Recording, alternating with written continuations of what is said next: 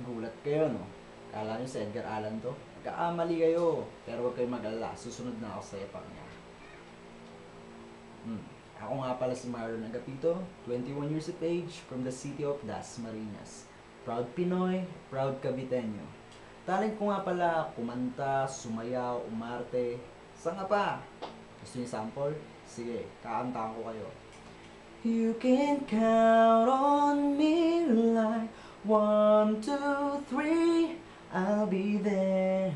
And I know when I need it, I can count on you like 4, 3, 2, you'll be there.